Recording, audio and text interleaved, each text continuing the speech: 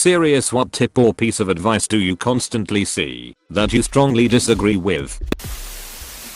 Be careful not to overwhip your meringue. Almost every recipe that involves meringue will tell you this. It actually takes forever to overwhip meringue. I've only ever successfully done it because I literally tried, so I would know what it looks like. This advice leads to chronic underwhipping. About 80% of the fails in our/macarons are from underwhipped meringue. Cream can be easily overwhipped, or as I like to call it, surprise butter. I'd much rather they warn people about overworking doughs or overmixing cake batter. Screw what everyone else thinks about you. You're perfect just the way you are. This one falls into gray area a bit, because while yes, you shouldn't judge your self-worth on others' opinions of you, sometimes it is a good idea to listen to what they have to say. Sometimes people just suck, terrible personality, lack of basic hygiene, disrespecting others, etc. And they would benefit from changing, so they don't hurt themselves or other people. How people view you is important, and how you behave and appear in public will affect how society views you. Sure, you can walk out of your house without having a shower for a month, in old sweats, and sneering at the morning sun, but most people will have a negative reaction to you. That's just human nature.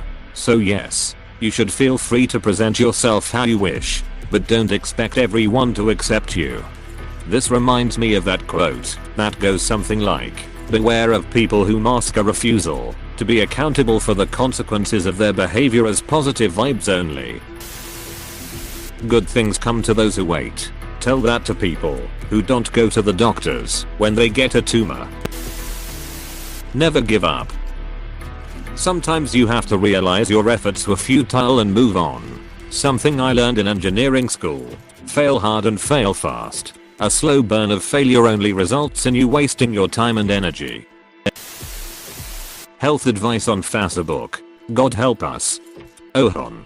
Your child is complaining that his face is swollen to twice its normal size and he can barely breathe, and you want to take him to a doctor to get pumped full of chemicals. No. What you need to do is buy my essential oils kit. I guarantee your precious little angel will stop complaining forever. Okay, but have you tried squirting a bit of breast milk on it? All the BS quotes about don't let others dull your sparkle. Other people don't understand what you're trying to achieve. If they don't benefit you, cut them off. Most of the time these quotes just enable narcissists to be selfish and not consider others. Just don't be an asshole, it's not hard. Narcissism as self-help is huge right now. This is what you get when fake celebrities are giving people advice instead of licensed professionals. I'm just speaking my truth. When someone is upset or feeling down and people say there are bigger problems in the world, really isn't helpful at all. If a person is already feeling down, what good is thinking about more larger scale problems going to do for them? It just makes me feel bad for feeling bad.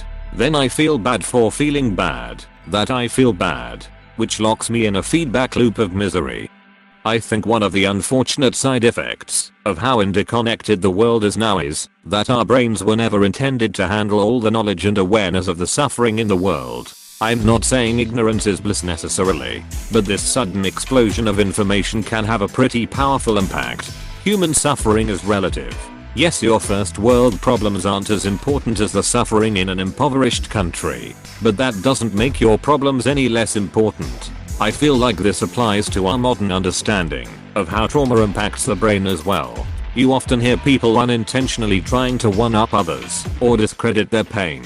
Someone struggling with childhood trauma of being yelled at too much is deserving of help, just as much as someone who was witness or victim to a violent crime. Our high school chorus director had a large group but no tenors. So he constantly advised bass baritones, keep trying to sing higher and eventually you'll be able to sing tenor. Since then, I've known other choir directors who've coerced baritones into attempting high tenor parts, despite the strain on their vocal cords, just to cover the part in performance. The end result was a chorus with baritones that had chronic sore throats and who were discouraged trying to do something unnatural for them just to please the director. On the other hand, I remember that in my high school, kids didn't want to be tenors, even though that was their actual vocal range. cool kids were baritones or whatever BS. What ducking high school did you go to, where baritones are cool is the rule, and not singing is gay or some bullshit?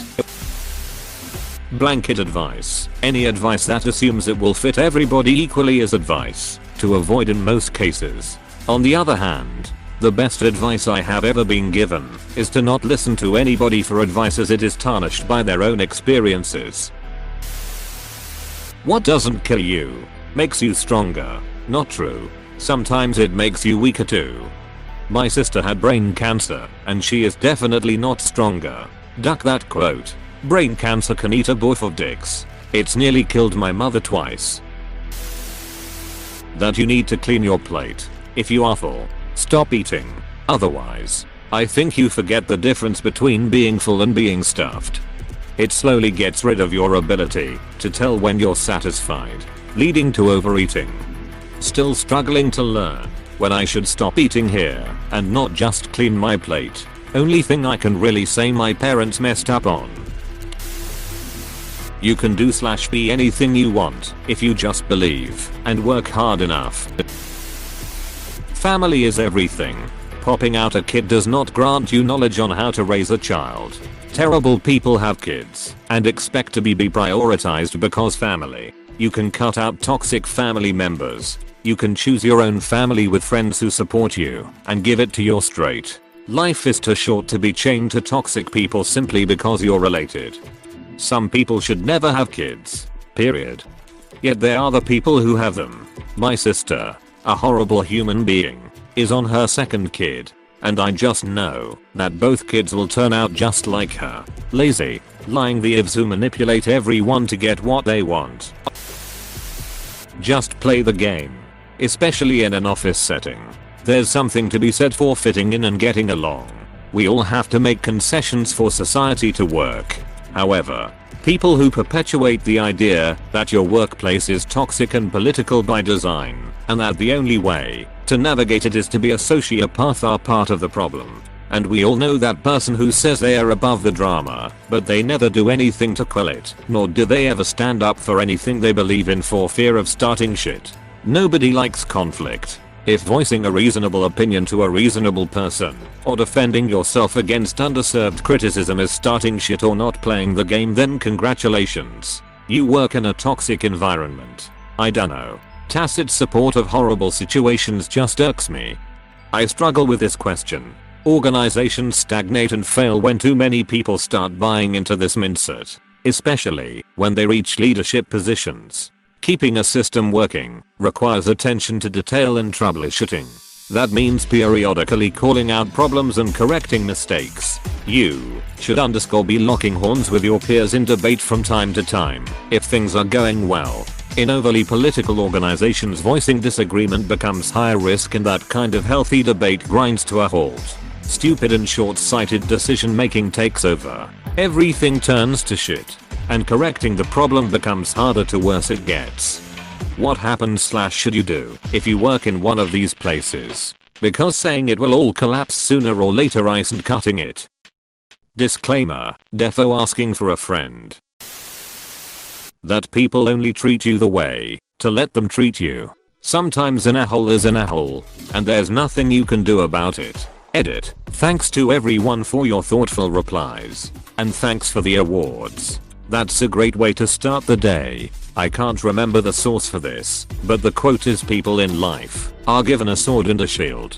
Everybody is running around crossing swords forgetting they can't get hit if they just pause for a second and hold up their shield. Similarly, one I was told as a teenager by my grandfather, people's words can only hurt you if you value their opinions. And why would you ever value the opinion of someone that doesn't like you? They are clearly not to be trusted. Eat. Just woke up to see this has had such a positive and big response. Thank you.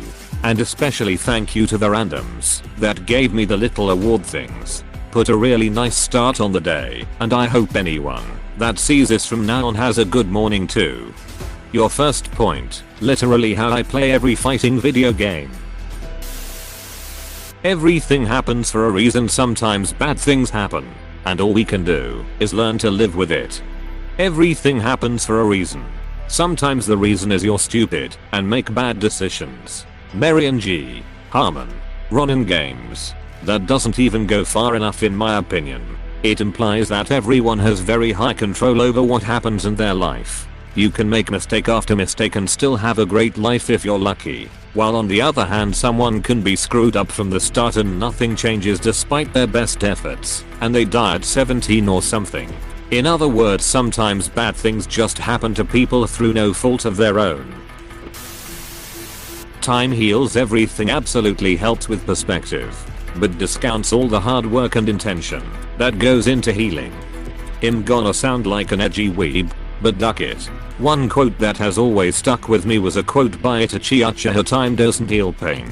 It only teaches us to live with it." Which is absolutely true, because all the stories of people getting raped or abused, do they just forget about it and live normal lives? No, they have to live with it, and no matter how much it hurts, they can't let out their true feelings in order to fit into society.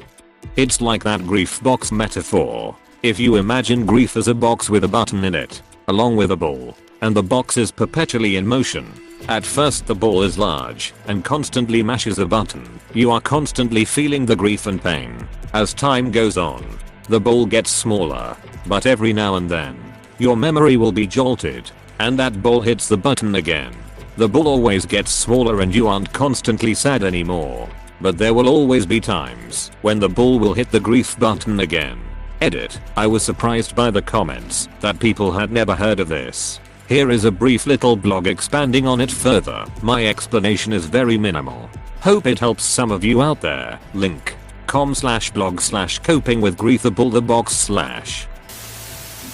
You were given this life because you are strong enough to live it. This is a poster in the staff bathroom at a very disadvantaged school I sometimes work at. And yeah, it would be tough teaching at such a school day in and day out. Sometimes you would need a little encouragement, but it just feels so yucky to be saying that in a school full of kids who were given a life that they're not strong enough to live. They didn't choose to be born into any of this. They didn't choose to be raped by uncles, beaten by parents on hard drugs, abused physically, verbally, and in every other way, neglected beyond belief, often sleeping wherever they can surrounded by stray dogs at ages as young as 5 and 6.